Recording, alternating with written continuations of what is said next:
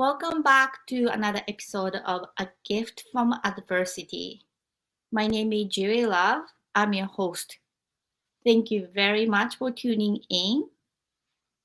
Before I introduce my guest for episode 82, I want to introduce my book, which is the same title as this podcast, which is called A Gift from Adversity, and it's by Juri Love, and it's available on Amazon. The subtitle of my book is Overcoming Sexual Abuse, Domestic Violence, Bullying, and Homelessness. And after I experienced all of this, I was actually having a lot of speech engagement, and then a lot of people asked if I had a book, and I didn't. So I decided to publish it. In 2020, this came out in public, and after that, I got a lot of messages from all over the world people sharing their adversities. In 2022, at the beginning of this year, I decided to bring these voices out forefront about adversities, but not only that, the tools people use to overcome and a gift that came from it. And I'm very, very excited that I have gotten 82 episodes as of today, and guests are from all over the world, and I'm very grateful. So tonight we have Chris Mitchell. Hi, Chris. Thank you so much for tuning in. Well, thank you so much for having me this evening. It's an honor to be here. Wonderful. So, Chris, can you tell our audience who you are, where you're coming in from, and what you do, and if you have a website, social media, etc.? Sure, I'll be happy to. My name is Chris Mitchell. I kind of have also the nickname of the It Doesn't Define Me guy because I've been through a lot in my life. We're going to probably talk about some of that this evening.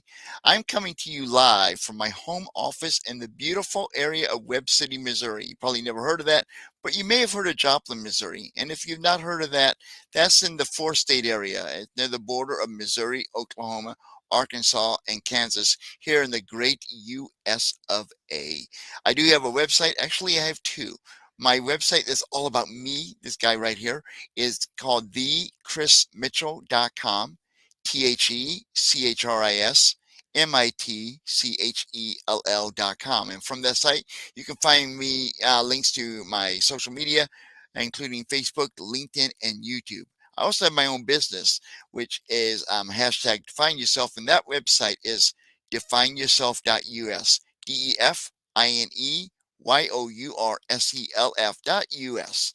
And from that website, you can find the social media links for our Facebook group, our Facebook page, our LinkedIn business page, as well as our YouTube channel. And I'm great. I'm just so honored to be here tonight. I am a motivational self-published author. I've written a book called It Doesn't Define Me, where I share my story of overcoming an ischemic stroke to my spinal cord that robbed me of the ability to run, walk, or even stand. The book's available on Amazon. It's a great place to buy stuff, especially at Christmas. It's a great Christmas gift. And I'm a freelance writer, blogger, virtual speaker, and I host a podcast called the Successful and Disabled Podcast. So that's a little bit about me.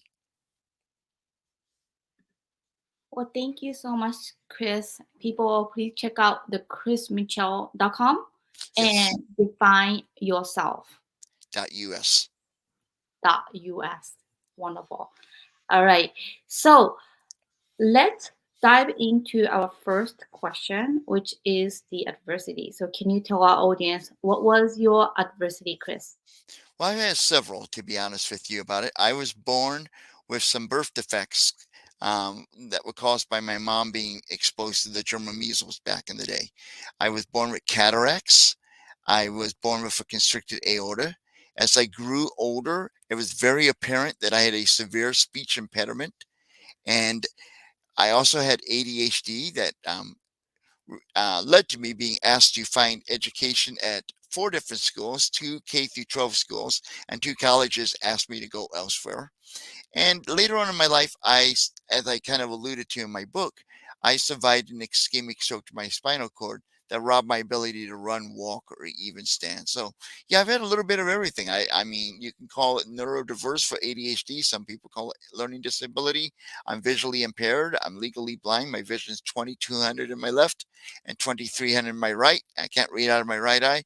I obviously have a physical disability because of the ischemic stroke to my spinal cord. So I kind of have a little bit of every type of disability you could have out there. And if I'm not really careful and I don't turn down the music when I listen to the 80s music in my headphones, I'm also going to have a hearing impairment at one of these days. So I got to be careful about that. So, Chris, thank you so much for sharing that. And let's dissect just little by little. I know you shared a lot with us, a lot of information with us. So let's start with your birth. So you said your mother had some disease, measles, something. She was exposed to the German measles. She was never sick a day during the pregnancy, but she did pass along to me in the womb. Unbeknownst to her, what we believe happened, she was a physical education teacher, health instructor at a high school. And we think one of the kids came to school that day with the German measles and she was exposed to it accidentally. So she was never sick, but she was exposed to it and it affected me during the time I was in the womb in development. Wow. So when you were born, can you dissect a little bit versus like normal baby and then your situation? What was the most difficult thing as you were developing as a baby? When I was born, I had a constricted aorta, which is a narrowing of an artery that pumps blood to or from your heart. I can't remember which direction the arteries go. Somebody who's a doctor could tell you better about that. And that required a lot, well, several surgeries during the first month or two of my life. I don't remember any of them, but that's what my parents told me about. And I was visually impaired, and that probably did not cause much problems at birth, but uh, we have somewhere stored around here my very first pair of glasses that I wore when I was like a baby or even 1 years old to help strengthen my eyes. So for me, the constricted aorta was really not that big of a problem most of my childhood. It it just I ran a little bit slower than my other friends.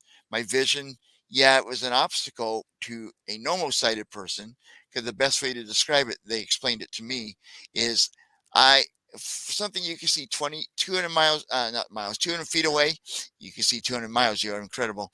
Yeah, 200 feet away. I have to be 20 feet away from it to see it as clearly as you do. And I have a little cloudiness in my eyes, at least compared to people who don't have what I had was cataracts. I don't notice it because to me, I was born this way. It's clear, it's fine, it's normal to me. But if you woke up with it tomorrow morning, it would be like looking through a dense fog. If you had my vision for a morning, so it's kind of how it impacted me as a kid. I didn't let it stop me from doing anything. I rode a bike, I climbed trees, I played on the youth soccer team, I've driven a car, and I've flown a plane. So haven't really let any of that affect me. Wow. So growing up with disability, I know you mentioned that it really didn't affect you. Say when you went to elementary school or middle school, high school, did you experience any discrimination or any bullying? I got teased a lot in school. Kindergarten, first and second grade, I went to the Missouri School for the Blind, a wonderful school. And after second grade, they asked me to go somewhere else because of my ADHD. But I rode a school bus, and on the side of the school bus, in big letters, was Special School District. And back in the day when I was writing that, a lot of kids would tease me and call me the R word, which I know we're not supposed to say, but I'm going to say it anyway. Called me retarded, and so I did receive some of that name calling and you might call it bullying, but I would not call it exactly bullying as much as when the kids said that. That made me mad, and I acted out, and then I got in trouble for my behavior. So I think they were kind of pushing my buttons to get me to act out and get in trouble, and they thought it was funny, which it is not. And I have some responsibility in that because I did not respond to it as well as I should have, but I was a kid and I didn't like to be called the R word. So I experienced that in school. But as far as discrimination and all, No, because most of the time, because of my ADHD, I spend at least once, sometimes twice a day in the principal's office. So there was not a lot of time that people could discriminate against me because I was having discussions about my behavior with the principal. So I know nowadays I feel there are more A's for students with this disability, and then all kind of equipment in public school, special ed teacher and stuff. Can you explain when you are growing up, was there enough aid, but like did you feel you had enough support in the school system or not really? Well, in the Missouri School for the Blind, there was a lot of great resources there, including books in Braille, they taught me a little bit of Braille. I remember A, B, C, D in Braille. I can't do anything else in Braille, but they had large print books, and I needed the large print books, and they did help a lot. And and when I was in school, which was dinosaur days to the kids today, um, there was not a lot out there because I went to school before the ADAs and the Americans with Disabilities Act. So there wasn't much out there. Now, my parents, we had this old rotary dial phone, which shows you how old I am. And they got this cardboard cutout to go around the area that you put your finger in and dial the phone, and to make large numbers larger for me to see. And that was great that it was there, but I took it off and I put it down and I told my parents, I don't want this. And they asked me why. And I said, the world is not going to adapt to me. I got to learn to adapt to it. So there were a lot of aids out there. I declined using them because I was stubborn, I was bullheaded, and I wanted to adapt to the world because I knew back before the ADA, the world was not going to be made accessible for me. When I did get kicked out of high school for my ADHD, I wound up in special education, and that was one of the best things that happened to me. We had great teachers that worked with kids that had behavior problems, ADHD, and the resource room program was awesome.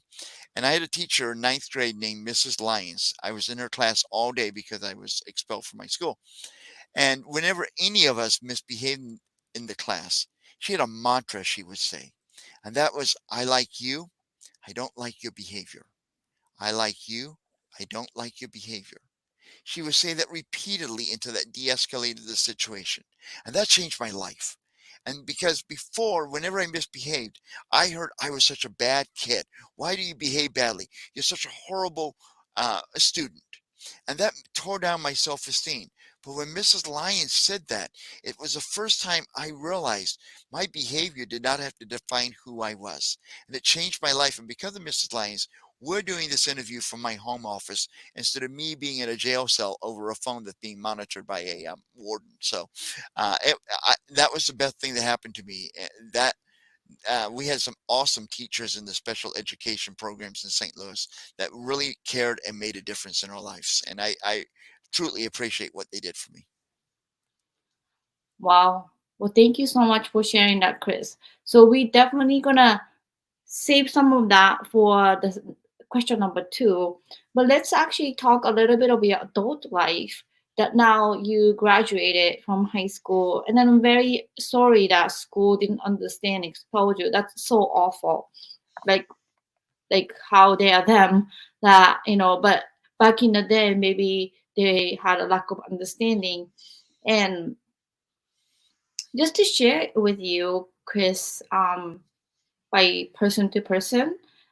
So I have experienced these adversities back in Japan in 80s, and nobody understood.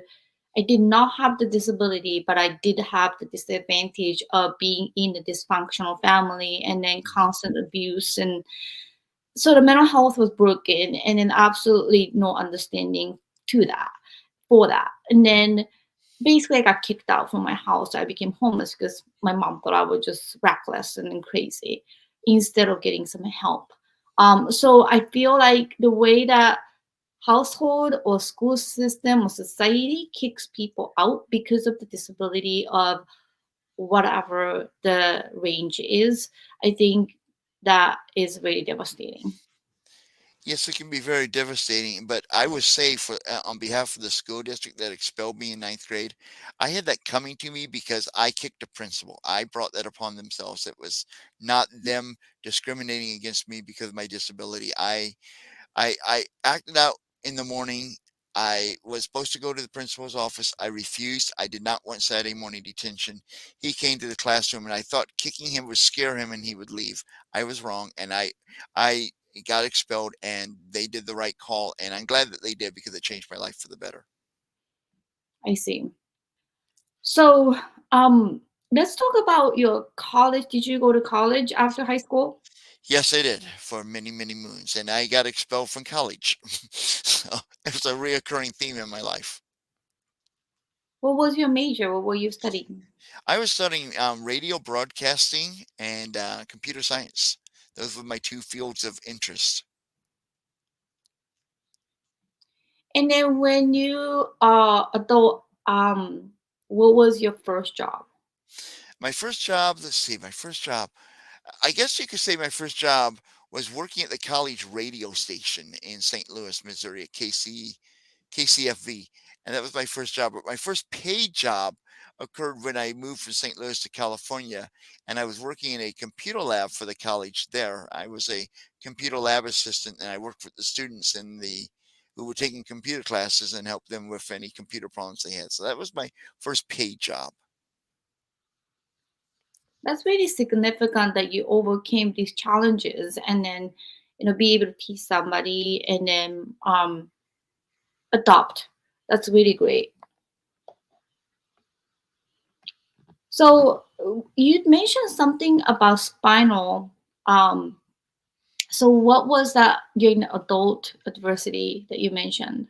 Yes, at the age of 36, that constricted aorta I mentioned earlier, that I was born with, was narrowing some more.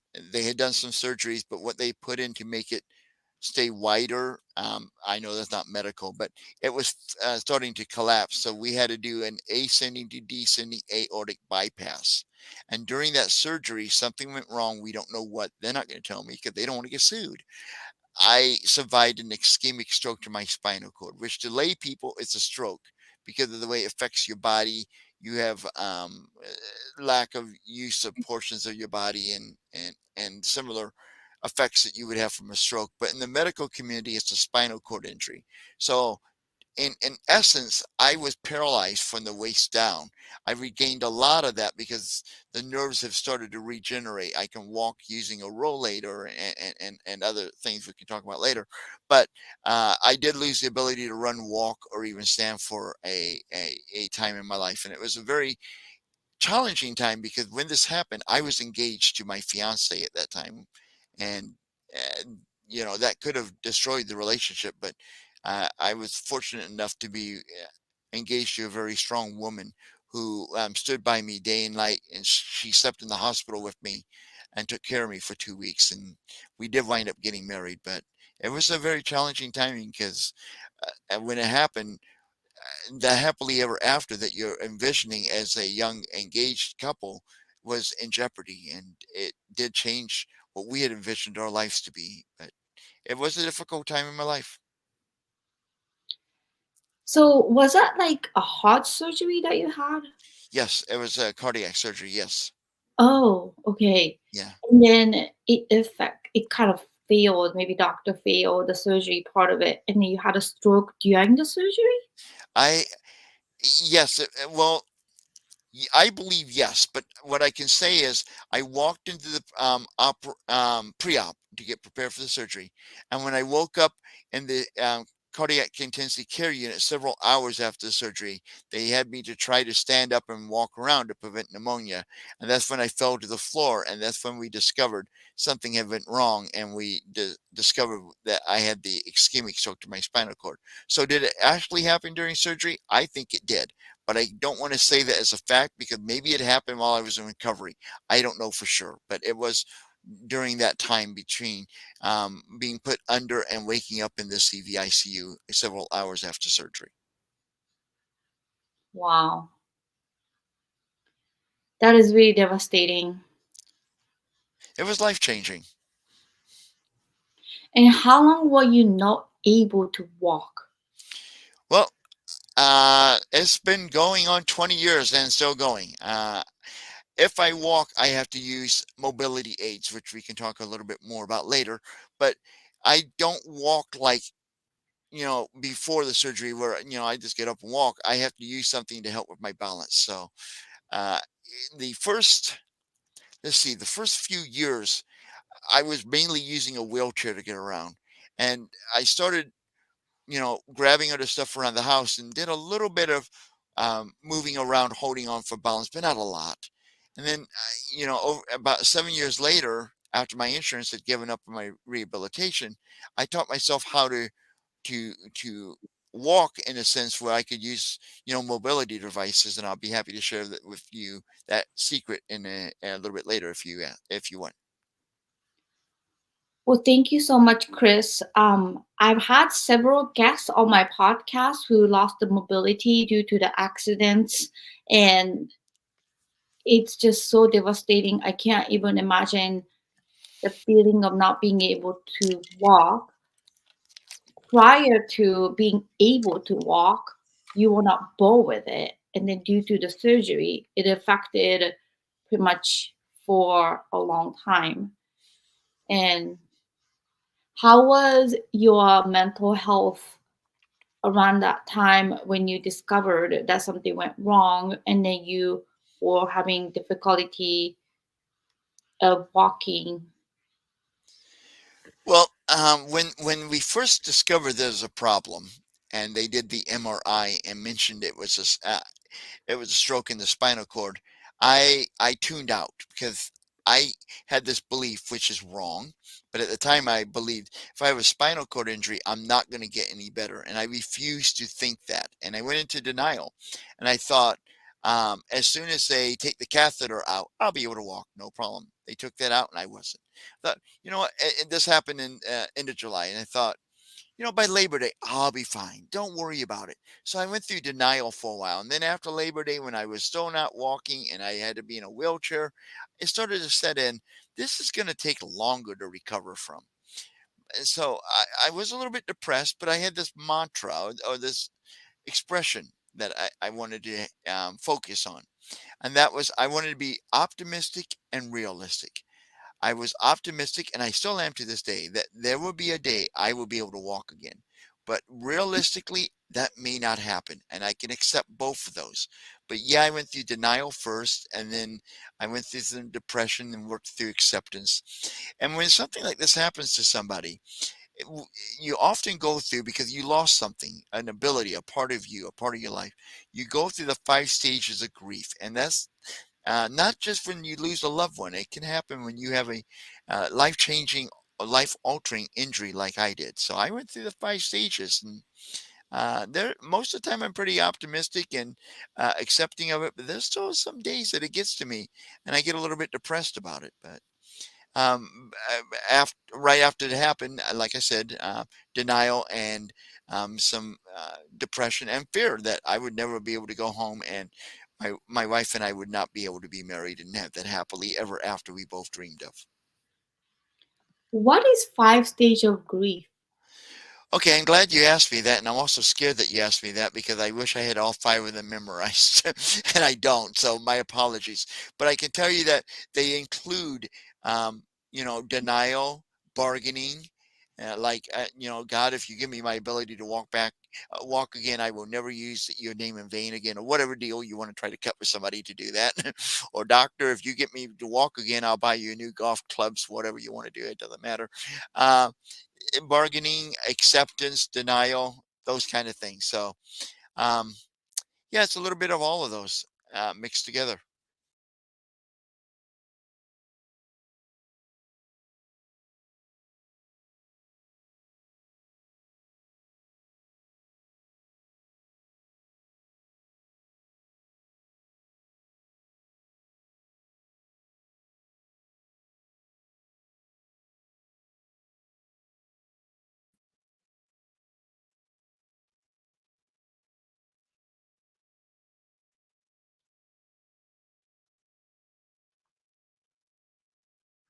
We had some drop and technical difficulties. I'm waiting for Chris to come back, and then we were just talking about. Uh, there you go. I'm sorry, I don't know what I happened. don't know either. Yes, but I think we can save this still because the live is saying 24 minutes, still 25 minutes, so we can keep going. So in you said denial and in bargaining, and then what's the next one? If Well, you like I said, I don't know all five of them off the top of my head. My apologies for that. But I okay, know denial's in there, bargaining, acceptance, probably some depression, anger. Those are some that are in there. And you don't always go through all five in the right order, and you can do several of them at the same time, and you bounce back and forth. But that is what people go through when they lose a loved one or lose an ability. And I'm going to memorize those because I'm sure somebody's going to ask me that again. And I'm going to have a better answer next time. My apologies that I don't have a great one right now. don't worry about it. But thank you so much for explaining about the mental health stage.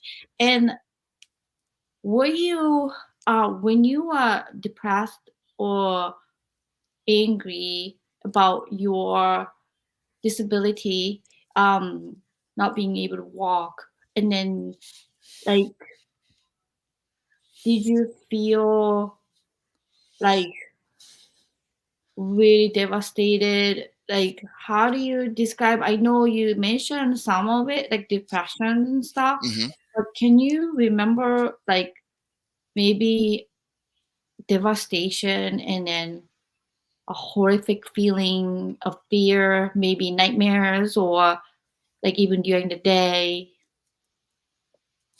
Yeah, well, yes, I can answer that.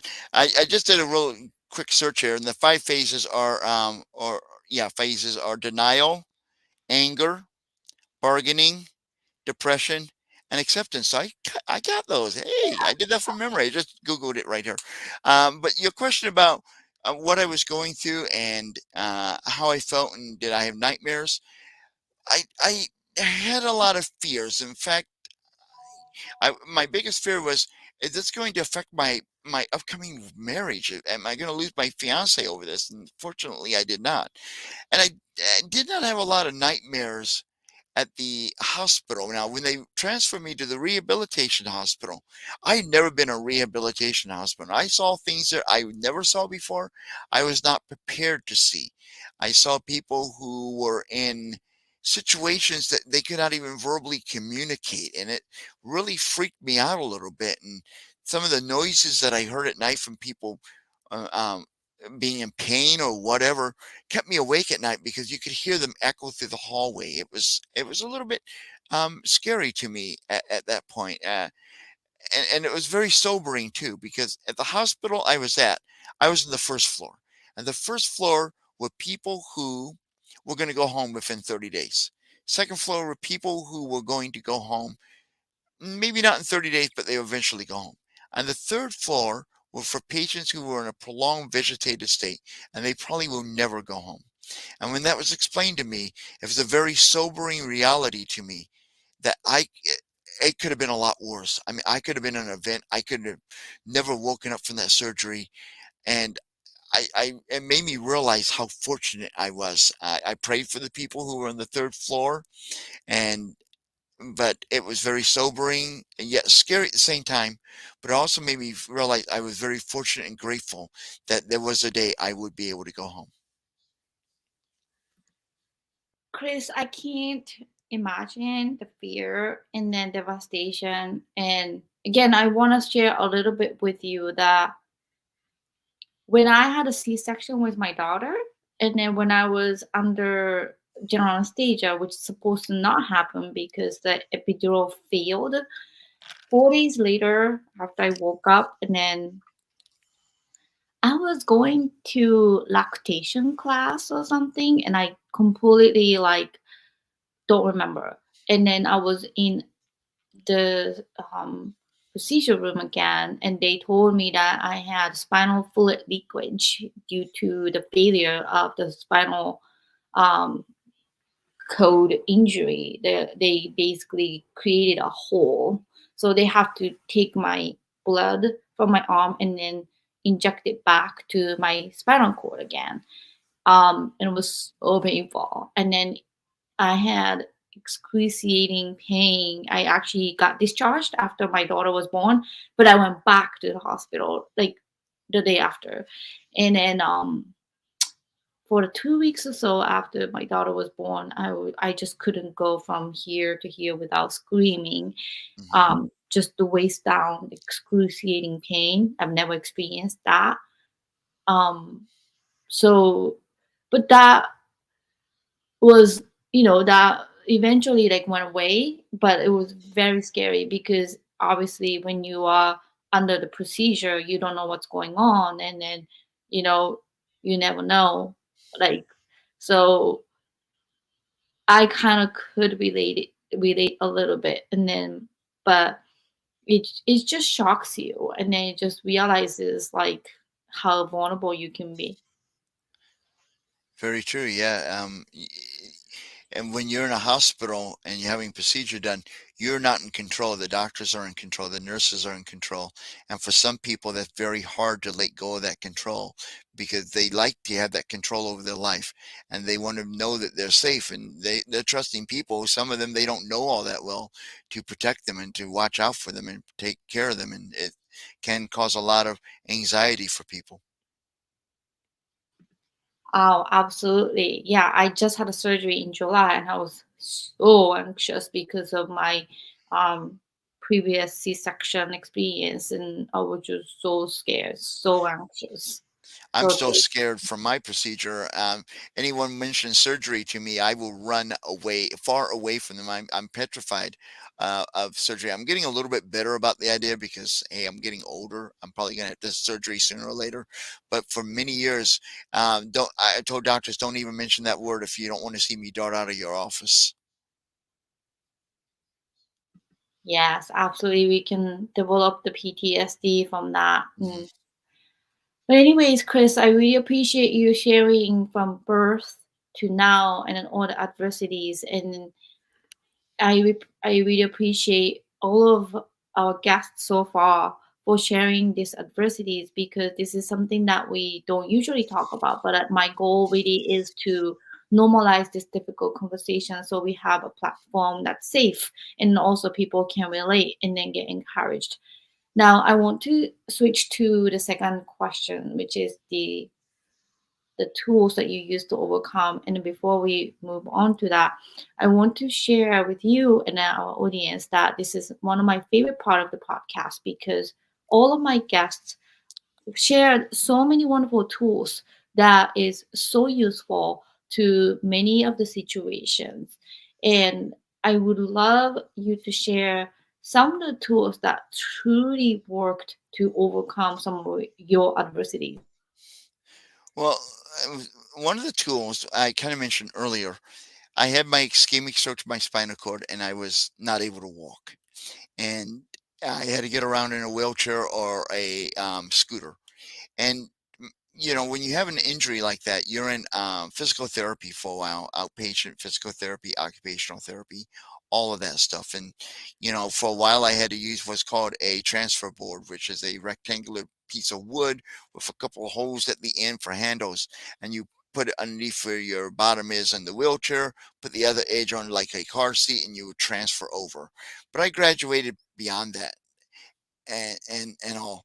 Now, during when you are, excuse me, in physical therapy, your insurance pays for it. But usually, when you have an injury like I did, you have what's called spontaneous recovery for like 6 months to a year. It depends on the person, but you're going to see the most recovery in that time, and then it starts to slow down. Well, when mine slowed down, my insurance company decided to no longer pay for it. And I interpreted that as my insurance company is giving up on me, but I am not giving up on me. So I started to do physical therapy at home. I had and what I'm going to share, if you are physically disabled, make sure if you try this in your home, you do it safely. I don't want anyone getting hurt. But I had a galley kitchen, and I would wheel in there, and I would put my hands on the counter and push up and teach myself how to stand like they did in physical therapy. I had a long, narrow hallway from the living room to my bathroom. And I put my hands on the wall and I will hold on to it, well kind of bounce off of it, and to work on my balance while I was moving around to strengthen my legs. Then there was this one day my wife and I went to Target, and normally she unloads the wheelchair and I would get in it. She would push me through the store and push me back out to the car. Well, for previous trips, I saw these really cool scooters they had in Target. Now, obviously, I have one of my own, but we don't take that everywhere. And I wanted to ride that scooter in the store. There's no point in my wife to unload the wheelchair, wheel me into the store. I get in the scooter, she takes the wheelchair back, and she does that in reverse to get me out to the car. So we pulled into a Target parking lot, a spot, and there's this red Target cart. And I said to my wife, Kim, go get that cart. She brought it over to me to the passenger door. I grabbed onto the handle of it and I put my arm, I held on tightly and I slowly put my feet on the ground. And it was not pretty, it was painful, but I pushed that cart into the store.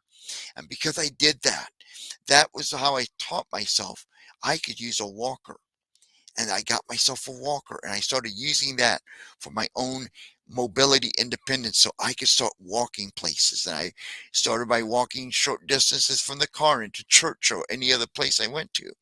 And once I got comfortable with that, I got myself a rollator, which is a walker with four wheels. A walker traditionally has two wheels in the front and tennis balls in the back. So I got myself a rollator, and I've been using a rollator for, I guess, 12 years now to get around short distances. Now, longer distances, I do use my scooter because I have a cardiac issue and I don't want to fall. But that's one of the tools I've used to overcome the challenges that have been associated with my physical disability. But the tool that I've used the most in all of my challenges has been up here in my brain, my mindset, that I am not going to let anything that happened to me in my life or any challenge, obstacle, adversity, limitation, or setback, basically any disability, define who I am. I'm going to go out there and define myself. It doesn't define me. And that it can be anything. It can be my visual disability. It can be my ADHD, anything that I mentioned tonight. It could be any of those things. And that mindset has been the greatest tool in knowing and believing I can achieve whatever I want. And that's the best tool anyone has. And it doesn't cost anything. It's in your brain. It's right there. You can start doing that today, using that tool to and the self-talk to tell yourself, if I can if I can dream it, I can achieve it. If I can believe it, I can achieve it. Chris, thank you so much. And I feel like I want to talk about your teacher, Miss Lyons. Yes, Mrs. Lyons. Mrs. Lyons. And I feel like she really instilled you a self-esteem and then bouncing back from adversity at young age. Let's talk a little bit about her and how she maybe changed and then how important it is as a child or as a person who's going through adversities, not only disabilities, but any challenges, for them to not say you're retarded or you're dumb or you're stupid, but or um, behavioral issues to straight out to that. But I like you, but I don't like your behavior. Is that what she said? I like you. I don't like your behavior. Yes, that's what she said. So I like you, but I don't like what you're doing. Right. I like you, I love you, but what you're doing is what I don't love right now. Right. Yeah, she would say that all the time Mm. to us when any of us, there were eight of us in the classroom, when any of us acted out, that was the way she de-escalated the situation, and it made us separate our behavior from our identity, and at least for me, I'm not going to speak for the other students. It gave me the reality of the belief that I can define who I am. My behavior is just an aspect of me that if I don't like, I can change it. If others don't like, I can change that. I am an individual. I can do whatever I want. I'm a likable, lovable person. Just my behavior is the problem. And that really did change my life. And when we start to see ourselves as a wonderful person, a caring person, a person worth being loved or a person worth being valued, instead of negative stuff, whether that be behavior issue or any other adversity in our life, we separate ourselves from that adversity and not let that adversity define who we are, we can achieve anything. And because Mrs. Lyons used those words with me, that changed my life. And that's basically what I'm trying to tell people, that it doesn't define you. That it could be an adversity. That does not have to define who you are. Yes, it may be a part of you, but it does not have to be a defining part of you. Yeah, we all go through bad things, but we don't have to let that dictate who we are, because we're still wonderful, amazing people that are worth being loved and respected, and we deserve that. And anything that's detracting from that, we can eliminate in our lives. Chris, that's such an important message to you and to us. It's just so not only hearing from somebody else, but to ourselves. So when we talk about self-sabotage, like you can even apply that. Like, I love myself, but I don't love what I have been doing and accepting that. And I think a lot of times my struggle, for example, was this adversity that I mentioned in my book. These really define who I am, but I knew I wasn't that, but I didn't know how to separate myself from the adversity because that obviously became part of my identity. And but then I'm not that. I experienced that in the past, but I am not that. I am more than that. But that's hard to separate. And then like what you said, define. And that takes long time if there is no aid for that. There is no advice and no talk about it. And then you just struggle in your mind. Yeah, it can be very challenging if you don't have a great support system. And that's one of the things I encourage people to have that are struggling, to have a good support system that's going to encourage them and be in their corner as they're trying to separate themselves from an adversity and self identify as a worthwhile, lovable, cuddly type friendly person, because you can't do this alone. I haven't. I mean, my wife has been by my side through um, well, not my childhood, obviously. I didn't meet her until I was an adult, but she's been through this by my side through everything that I've been through with this spinal cord injury. And that's given me strength, because even though at times I still have my meltdowns, I had one actually an hour before we started this interview tonight. I was trying to find some Christmas gifts and I couldn't find them. I was getting frustrated and I had a meltdown. Even though I had that meltdown, which is not uncommon with ADHD at times, she still loves me. Because she knows that I'm a wonderful person. That meltdown does not mean that that meltdown is not me. The Romy is a wonderful, caring husband and somebody worth being loved and being around. That is so important, Chris, because everybody has, okay, think about this. People get fever, people get sick, say COVID-19, but it goes Mhm. away, like, flu, any bronchitis. And then people have no discrimination against you being physically sick. However, when you are mentally sick, say having a panic attack, meltdown, Mhm. PTSD, like acting up, people do have discrimination against that.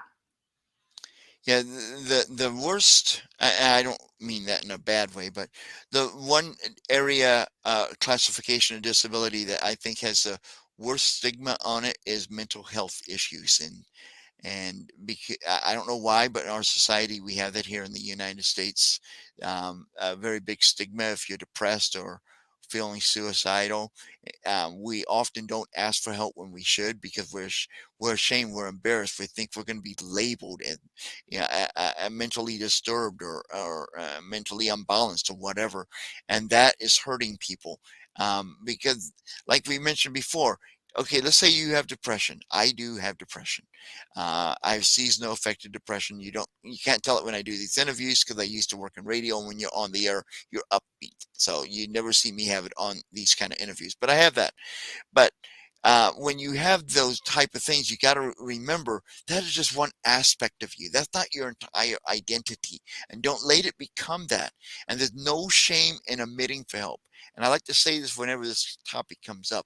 Here in the United States and Canada, if you are struggling with mental health and you feel depressed or possibly suicidal, you can call or text 988 from any phone to get help from the nearest suicide crisis center to your location, and they will be happy to help you. And that's an important thing that we all know about, because whenever this conversation comes up, you never know who's listening.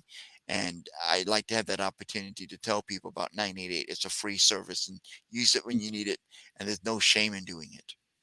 What would happen when you call 988? Like, would there be a counselor available? Like, what would happen? From my understanding, yes, there will be a trained counselor from a suicide prevention center talking to you on the phone, either, traditionally, or if you're texting back and forth, there'll be a trained suicide prevention or a counselor on the other end working with you. I've never had to use 988 or even the former toll-free number for suicide prevention. I have talked to several people who have, and this is what they have shared with me. So I can't give you firsthand experience, but that is what I do know about the program. Thank you so much for sharing that. And then I do know in our area, there's a Riverside Community center where they can be 24/7 mental health crisis hotline, even in-home counselor that can come over, the trained counselor who can talk to you through it. And it's interesting that how they perceive those calls are very different than the police, how they um, have code and then certain procedures that they have to go through and stuff. So 988 that you mentioned. Right. Thank you so much for that. And one more thing, Chris, when you are talking about tools, I like how you said about mindset. So what kind of mindset that you want to reinforce people, especially when they face the disability? Well, victory, I believe, starts in your mind, and that is also in the movie Renaissance Man. That's kind of where I got the idea, but it's true. If you want to overcome anything, a disability, and when I say overcome, I don't mean become healed from that disability, but overcome it to the extent that that disability is not going to limit you. You're not going to believe what people tell you that you cannot do because you're disabled. I mean, I was told I cannot drive a car because of my vision. Well, the truth is I cannot get a driver's license, but I have driven a car. You need to have in that mindset that if you can believe it, you can achieve it. And not, don't let anyone tell you what you can or cannot do. When you start listening to other people tell you what you can and cannot do, it's like having a car. You got your own car, and you gave somebody else the keys to the car. Now that person can decide when you go somewhere, where you go, all of that stuff. Don't hand over those keys to your car. Keep them in your own possession. You're the only one that can decide where you want to go in life and what you can be. Don't let anyone else tell you that. Don't let that get in your mind. Somebody tells you you can't do something, that's just their opinion. That does not have to be your reality. So it starts in your mind, filtering out the garbage that we are told because of our adversities or our disabilities, and believing that we can achieve whatever we set our minds to. That is beautifully said, Chris. Thank you so much for that. I was talking to somebody who is in a real estate business, and then he's extremely wealthy. And then I asked him, "Can you teach me how to become a millionaire and then not struggle financially?" And then instead of him showing me how to buy a properties and stuff, he said it has to start with your mind. You have to think that you're strong. You have to believe that you're beautiful. And then when you can't do that, you cannot be anything. And so he really taught me. how to wake up and then how to believe that I am strong and I'm beautiful and that I am capable. And those are the things that people do not think that it's so important, but it is. And then I feel, regardless of the disability or challenges or any adversities, eventually, like the people who can say anything to you, you are the one who decide to take that to your heart, to your brain, or not. You have a power to disengage from whatever people think you are. And I learned that. And then I really appreciate you telling me the victory starts from your mind, because self sabotage is such a big problem, because you can really, really sabotage your potential instead of leveraging your potential just on your own, even external pressures. And then when people prejudice against you because of your mobility or disability or adversity, that adds on. But again, it really depends on you. Like what you said, victory starts from your mind. Right. Think of it this way.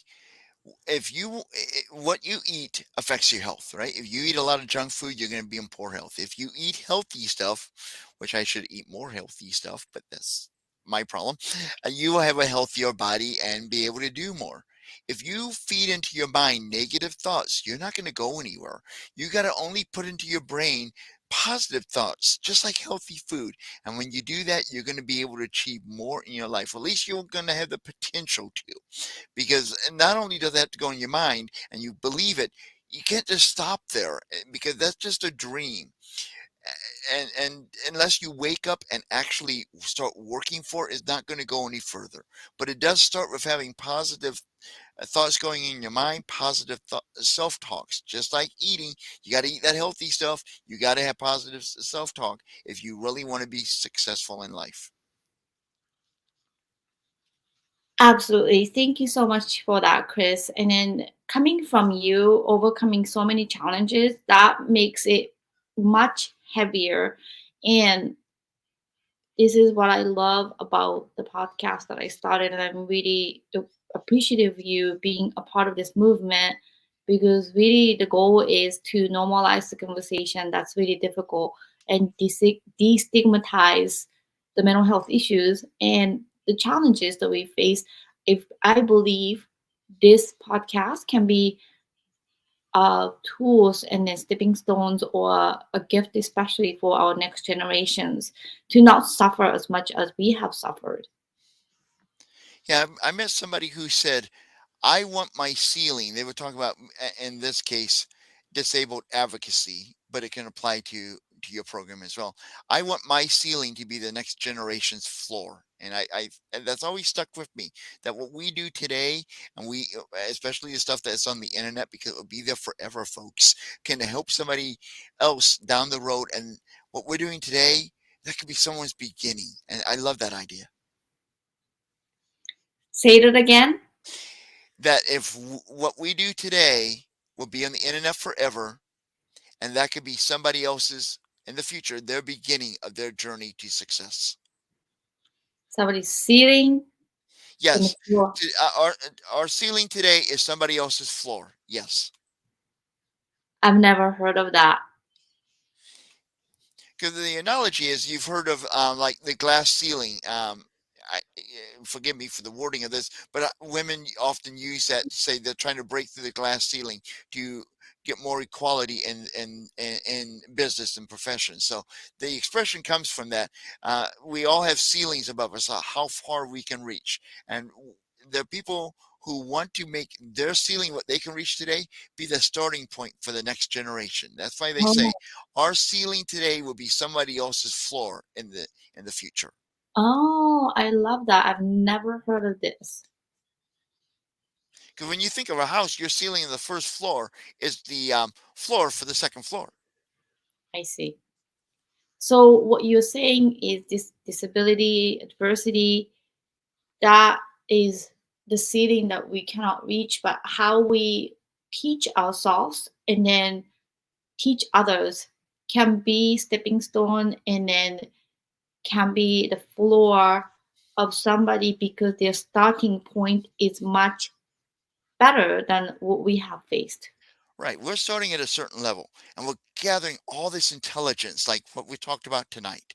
And that may hopefully we live many years, but if we don't, we reached our height of how high we can climb over this adversity. And somebody watching this video later can and they just got adversity in their life, an injury or some traumatic event, whatever, they watch this video, and what we just shared with them could be their starting point to building their own house with their own ceiling. So our ceiling, however far we reach tonight or in our lives, somebody else can pick up that torch like in a marathon and carry it on from that point. I love it so much, Chris. So I'm in film and TV industry, and there's an organization that I'm very proud member of called Women in Film Video New England with Hmm. me. And the organization nonprofit really is to empower women filmmakers and crew that we in the industry, not so many women that had paved the way. So we are trying to be a change and then promote more gender equality to the industry. So I feel that what the movement is doing, even like 5 years ago, like definitely less over women, and then now it's definitely getting more in the industry. I can see that when I'm on a movie set. But then like what you said about the ceiling and then the floor, I think as we talk more and then normalize this difficult conversation of breaking through some of the challenges and inequality, discrimination, whatever the topic that we face, think of the next generation and then the gift that we can give so that they can live like warp like threshold, and then we can provide better systematic change to them. Right. I mean, we're trying to make this more of a comfortable conversation about adversity. And when we started this, it was very awkward. Not our interview tonight, but overall, for people to talk about adversities in their life. And let's say 10 years from now, it's still awkward, but not as much. For somebody who, yeah, okay, 20 years from now, and somebody who is born today, 20 years from now, they're going to be at a different starting point than we are when we started this, making this more of an accessible conversation. So we're all building this together for a better world for all of us. Thank you so much for that. So my last question is a gift that came from adversity. So what would you say, Chris? What's the gift that came from your adversity? Well, I like to talk about a special gift I got from my visual adversity. I had a white cane before my ischemic stroke to my spinal cord, and that I was single, and that did turn off a lot of women who I was interested in, and that hurt. But there was one woman that I met who knew about my disability and she didn't care. And that was the person I was engaged to when I had my ischemic stroke to my spinal cord. Now, often when you have a life changing event like that and you're young and you're engaged, that sometimes breaks up engagements, and it can even break up a wedding or marriage. But because of that gift of that disability, my visual disability, had very little fear that she was going to walk out on me, and she didn't. So the gift that I got from that adversity of my visual impairment was really the gift of putting the right woman in my life who I needed in my life when I had my spinal cord injury. So that was probably the greatest gift that I got from my adversity, next to getting to share my story with other people and empower them to not let anything in their life define who they are. But my favorite gift is my wife being in my life, and I am so blessed and grateful that she is a part of it. And I believe that disability, my visual disability, that white cane, pushed away the women who would not be there for me today. And I'm so grateful for that. It gave me goosebumps to hear that, and then I'm so happy you guys met, and then you guys are together, and then You have shared the life, and then I'm sure it's ups and downs, but it's like for every other couple. But I'm grateful for you and then for your wife and Miss Lyons. Make sure Mrs. Lyons that maybe she can hear our interview someday too. Who knows? Maybe she's watching. Yes, exactly. Well, Chris, thank you very much. Before I close this podcast, I have one request for you, which Sure. is if the listener is going through the similar adversity that you went through in your life, what is your biggest advice for them? Don't give up on yourself. You can do it. You can get through this. I mean, I'm not a super I'm not a superhero. I don't have any superpowers. I'm an average person like anyone else. I make mistakes, I stumble, I fall, but I always pick myself up and keep pushing forward. Don't give up, don't get discouraged. You can do this. I believe in you. But that's not important if I believe in you. What's important is that you believe in yourself. That's even more important than me believing in you or anyone else in the world. All of the people who believe in you, that's great. That will help you. But if you don't believe in yourself, none of that's going to help you as much as self belief. So believe in yourself. Like I said, if you can believe it, you can achieve it. Well, thank you so much. I really appreciate you, Chris. And that's it for the episode 82. And thank you so much for listening to A Gift from Adversity. And I have more wonderful guests coming into the podcast in the future. So stay tuned and have a wonderful night.